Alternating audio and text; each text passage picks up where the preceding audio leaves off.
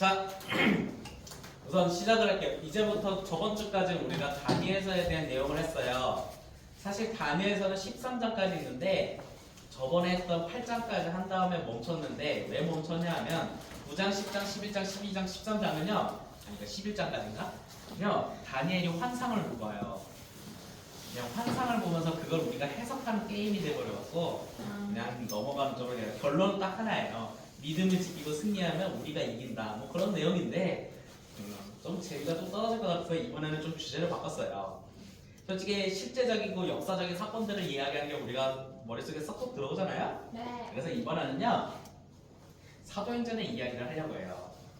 왜 사도행전의 이야기를 하냐 하면 사도행전에서는 예수님이 우리 곁을 떠나서 하늘로 승천하셔요. 자, 그렇게 되니까 남겨진 사람들이 앞으로 어떻게 살아왔느냐 하는 꽁짝꽁짝 하는 이야기들이 있어요. 그 이야기들을 한번 해보려고 해요.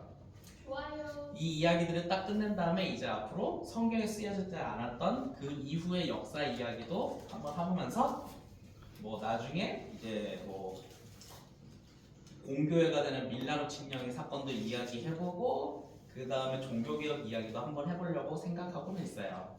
하지만 생각대로 항상 이루어지진 않지만 한번 우리가 잘 이야기를 나눠보도록 해요. 네. 오케이? 네. 자, 교회에 대한 이야기를 하는데 예수님께서 이제 마지막으로 제자들과 함께하고 있었어요. 그럴 때 예수님께서 이런 말을 했죠. 내게 들은 바 아버지께서 약속한 걸 기다리세요. 이렇게 아버지, 여기서 말하는 아버지는 하나님이죠. 네. 하나님이 약속한 게 있어. 그러니까 너네들 나 없다고 흩어지지 말고 뭉쳐 있어야 돼. 이렇게 말을 하고 하늘로 올라가셨죠. 또 올라가면서 이렇게까지만 끝난 게 아니라 이런 말씀도 했어요. 오직 성령이 너희에게 임하시면 땅 끝까지 이르러 내 증인이 되라. 이런 말을 해요. 자, 여기서의 핵심 포인트는 딱 두 가지죠. 성령을 받으라. 너희들 마음속에 성령이 있어야 돼. 그리고 땅 끝까지 예수님의 증인이 되라고 해요. 자, 사실 지금 이스라엘 팔레스타인 사이에 전쟁이 벌어지고 있잖아요. 걔네가 왜 전쟁을 할까요? 땅 때문이에요.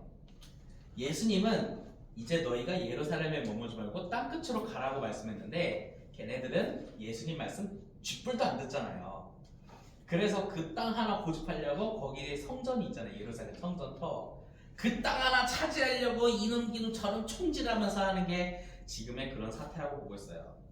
사실 러시아가 우크라이나를 침공한 건요 사실 다 돈 때문이에요. 따지고 보면 걔네들이 무슨 뭐 이런 명문 저런 명문 다 냈는데 사실 돈 때문이거든요. 이게 전쟁이 사실 종결되는 분위기잖아요. 왜냐?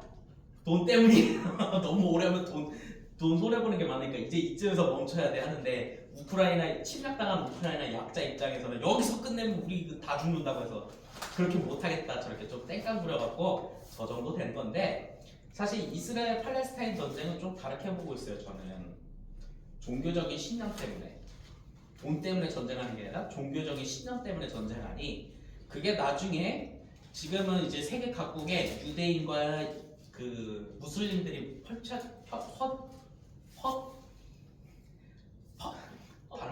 단어가 떨어졌나? 퍼져 있잖아요. 퍼져 있다가 인간한테 쓰는 표현인지 모르겠는데 아무튼 여러 군데 펼쳐져 있는데 거기 안에서 얘네들이 돈 때문에 싸우는 게 아니라 종교적인 감정으로 싸운다고 하면 전 세계가 참 많이 혼란스럽지 않겠나.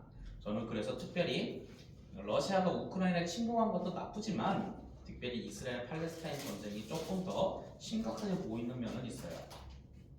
지금이야 그렇진 않지만 이제 대한민국도 이제 외국인들도 받아들이고 뭐 하고 하다 보니 만약 예를 들어서 봅시다. 우리 영규가 12월 19일 날에 군대를 입대한다고 하잖아요. 19일이에요? 19일이래요. 미안하다. 17일. 17일인 줄 알고 나한테 잘못 정보를 전달해준 사람이 있는데 관심 없어. 지금 나 어차피 어떻게 알지? 오늘 화요일이라고 했는데. 자, 내 얘기 들어봐요. 만약 우리나라 군대 안에도 유태인이 있고 무슬림이 있다고 쳐봐요. 얘네들 서로 감정이 나빠서 서로 군대 안에서 총질한다고 봐요.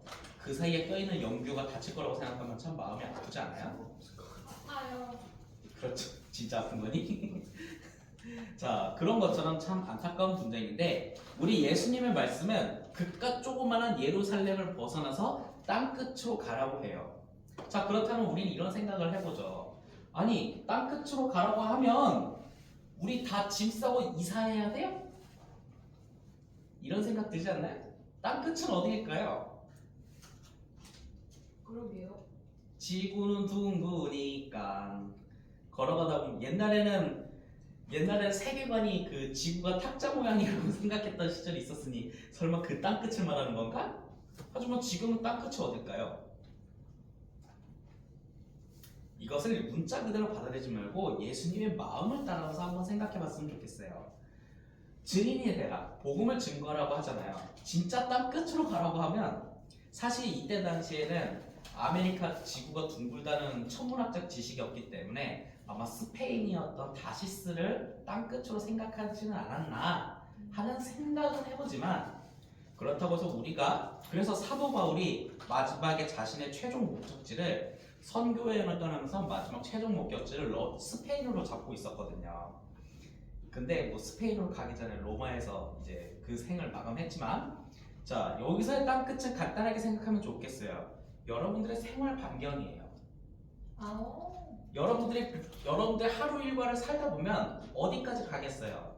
학교 가고 학원 가고 집 가고 그렇죠. 저도 내일 모레 되면 또 학교로 가고 학교 가서 박사과정 공부하고 있어요. 대단하죠?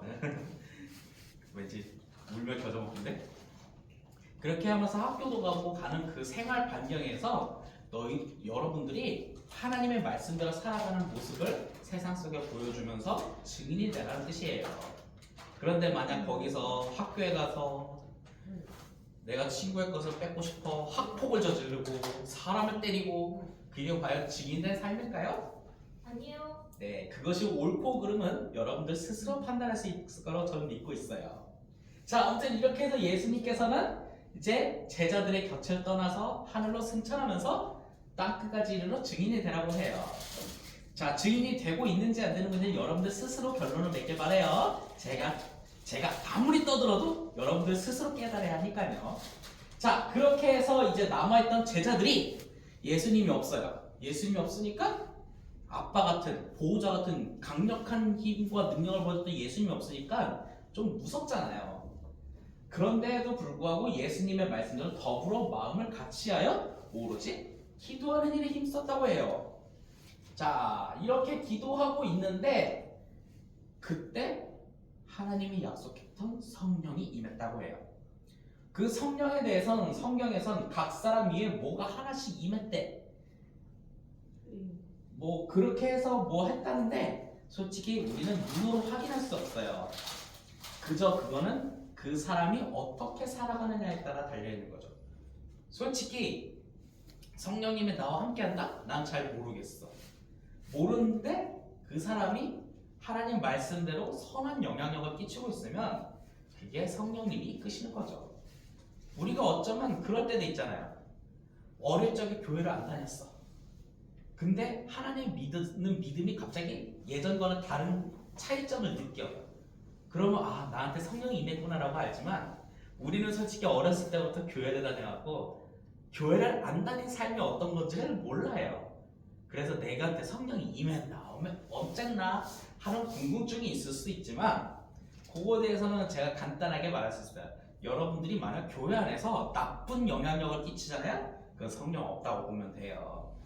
교회 안에서 뭐 누구 삥 뜯은 적 있어요? 교회 안에서 누구 때린 적 있어요? 있어요? 사과하세요. 미안. 예. 아무튼 교회 아니든 어디든 선한 영향력을 끼치고 있으면 그게 하나님과 함께하는 사람이고 성령님과 함께하는 사람이라고 생각하시면 돼요. 참 쉽죠? 자, 이렇게 해서 이때 이 사람들이 성령이 임했던 제자들이라고 나오고 있습니다. 근데 여기에 또 다른 특징이 하나 있어요. 다른 언어로 말하기 시작했다. 이거 뭔 소릴까요? 다른 언어를 배웠나? 다른 곳에 가서. 다른 곳에 가지도 않았어요. 여기서 기도만 했어요. 기도만 했는데 그들은 다른 언어로 말하기 시작했다고 해요. 혹시 여러분들 본 적 있으실지 모르죠? 통성기도 본 적 있나요? 주여 주여 주여 랄랄랄랄랄랄랄랄. 저도 사실 잘은 모르겠지만 요 첫 번째 의견은 이 다른 언어가 그런 언어로 볼 수 있지 않나. 그래서 아마 그 언어들이 다른 지역에 살고 있는 뭐 어떤 부족의 언어이지 않겠는가, 뭐 그렇게 말하는 사람도 있기는 한데요. 여기서는 저는 이렇게 해석을 하고 싶어요. 우리가 예수님께서 땅 끝으로 가라고 했잖아요. 가다 보면 무슨 일이 벌어질까요? 사람들 만나요. 그 사람들과 언어가 달라요. 네. 그럼 복음 증거할 수 있겠어요? 아니요. 그걸 차이점을 극복할 수 있는 하나님의 힘을 주셨다고 생각하고 있기는 해요. 사람마다 여러 가지가 있지만 요 다른 언어로 말하기 시작했다는 이것이 큰 특징을 보이는데 주변에 지나가던 사람들이 그걸 본 거예요. 얘네들이 다른 언어로 말을 하네? 근데 하필 그날이 무슨 날이라면 오순절이라고 해요. 오순절. 지금으로는 성령 강림절이죠. 근데 그 오순절은 뭐 하는 날이냐? 외국에 있던 모든 유대인들이 예루살렘 성전으로 다 집합하는 날이에요. 근데 외국에 있었잖아. 그럼 각자의 언어가 있겠죠? 달라요. 각자 언어가 다른데 딱 와서 보니까 얘네가 우리가 알고 있는 말을 쓰네? 어떻게 된 거야? 하면서 신기하게 놀라고 있었어요. 그때 당시 베드로가 딱 앞에 서서 우리가 이게 어떻게 된 일이라는 말이야, 이런 설명을 하기 시작한 거예요. 그 설명의 내용은 간단하죠. 예수 그리스도에 대한 복음을 증거하기 시작한 거예요. 자, 예수님이 이 땅에 오셨어요. 왜 왔냐? 우리의 죄를 위해서 오셨고 너희 죄 때문에 예수님께서 십자가에서 죽으시고 부활하셨어요. 그러니 너희는 원래 죽을 놈이지만 예수님 믿으면 예수님처럼 부활할 수 있어요. 이런 얘기를 한 거예요. 자, 근데 솔직히 이 내용 보면 나 때문에 내가 잘 알지 못하던 그리스도라는 사람이 죽었다고 했잖아요. 그래서 그 얘기를 들었던 주변 사람들은 어떤 반응을 보였을까요? 이 말을 듣고 마음이 찔렸다고 해요.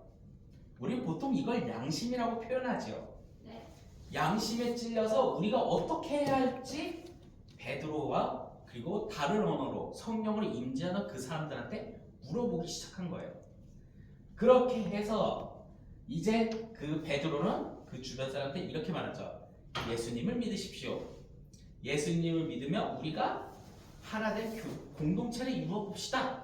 공동체. 그게 바로 교회였다 해요. 그 교회가 처음에 어떻게 표현하고 있냐면 모든 물건을 서로 통용하고, 통용은 무슨 뜻일까요? 나눠요. 그렇죠. 근데 솔직히 내 거 나눠주기 싫지 않아. 네. 그게 인간의 마음이에요.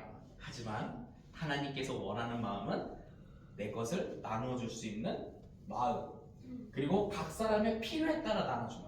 근데 나눠준다는 거를 또 누군가 이렇게 말해요. 안 믿는 애들, 야 너 교회 다니지? 교회에서 물건 나누고 서로 이웃 나누러 갔잖아. 내내 이 자식아. 이런 게 아니죠. 각 사람의 필요에 따라 필요한 사람들한테 나눠주는 거죠. 그건 강탈 빼앗기는 거니까 그럴 땐 맞서 싸우세요. 물론 그렇다고 해서 맞서 싸우다가 크게 다치지는 않았으면 좋겠어요. 자, 그리고 기쁨과 순전한 마음으로 음식을 먹으며 함께 밥을 먹는 공동체가 된 거예요. 그걸 우리는 식구라고 이야기하죠. 네. 밥 식자, 입구자. 맞다. 입구자가 생각이 안 났어요. 밥을 같이 먹는 공동체. 이런 가족과 같은 공동체가 바로 교회라는 거예요. 그래서 교회는 어떤 광고에서 이렇게 말하죠. 또 하나의 가족. 들어봤어요? 이 광고? 삼성 회사에서 하는 광고예요.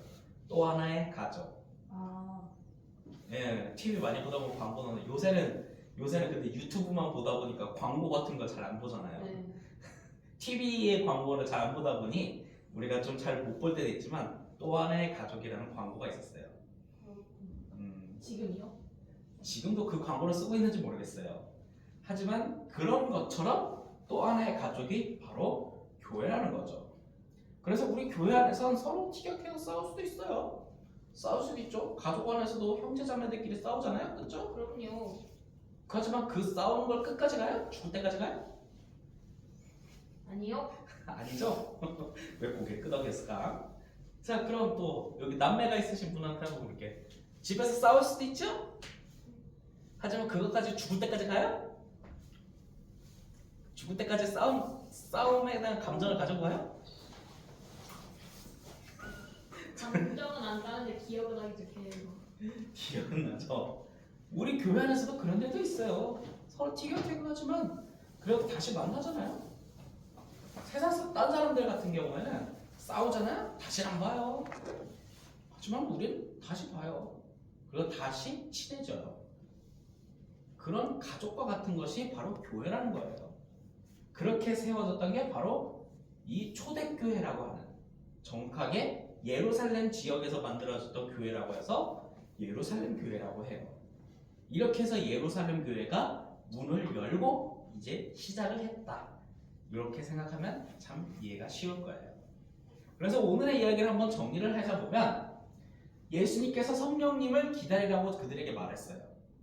그렇기 때문에 성령님의 임재를 경험했던 그 사람들이 주변 사람들에게, 두려웠던 사람이 갑자기 변화되어 주변 사람들한테 복음을 증거하면서 한두 사람씩 함께 모이다 보니, 그게 그 회개하고 그렇게 서로 모이다 보니 또 하나의 가족, 초대교회 예루살렘 교회가 시작되었다라는 거예요. 그러니 여러분들은 이런 생각을 할 수도 있겠죠. 우리가 교회를 왜 가? 교회 귀찮게 왜 가?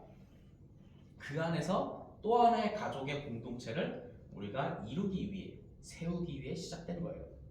그렇게 해서 예수님의 사랑함이 필요한 사람에게 복음을 증거하고, 너도 교회 다녀볼래? 하면 교회 같이 다녀와서 같이 마라탕 먹고, 같이 떡볶이 먹고, 같이 수육과 김치도 먹고, 김장도 하고, 뭐 그러는 거 아니겠습니까? 이게 바로 교회라는 걸 여러분들이 기억했으면 좋겠어요. 오케이? 네. 질문 있으십니까? 김치도 직접 담그셨어요, 같이. 예, 저는 배추를 날랐죠. 아, 다른 권사님들이 김치를 막 버무렸죠. 해보고 싶다. 다음에 김장할 땐 좀 일찍 와서 한번 같이 해볼래요? 시간만 되니까. 웬만해서는 노동이라 엄청 힘들 거다. 그래, 그럼 다음에는 김장할 때 한번 일찍 너네들 초청해볼게. 시간 된다면. 안 되면 뭐 어쩔 수 없는 거고. 그러니까 거기서 꼭 끝나고 나서 수육을 먹으라 그런 뜻이 아니라 김장 경험을 해보라 이거예요. 도현이는? 유나는? 해보면 재밌어요. 재미는 있겠죠. 하지만 이제 직감 이제 오빠 얻는 해봤어? 거죠. 아니, 엄마랑 아빠가 하고 오면 집에서 누워 있는 이유가 그거잖아. 힘들어서. 그거는 뭐. 자, 아무튼 이렇게 생각하면 우리 기도하며 마치도록 하겠습니다. 기도 우선. 사랑의 하나님, 오늘 초대교회가 시작되는 이야기를 나눴습니다. 성령이 임했고 서로가 서로를 생각하며 이웃과 함께하며 할 때 교회가 시작됩니다. 교회 안에서의 많은 다툼이 있지만 그것을 다시 털어버리고 다시 함께 웃으며 만날 수 있는 새로운 또 하나의 가족처럼 우리가 그런 교회를 세우며 살아갈 수 있도록 주님 도와주세요. 언제나 함께 하신 아버지께 감사드리며 주 예수 그리스도의 이름으로 기도했습니다. 아멘.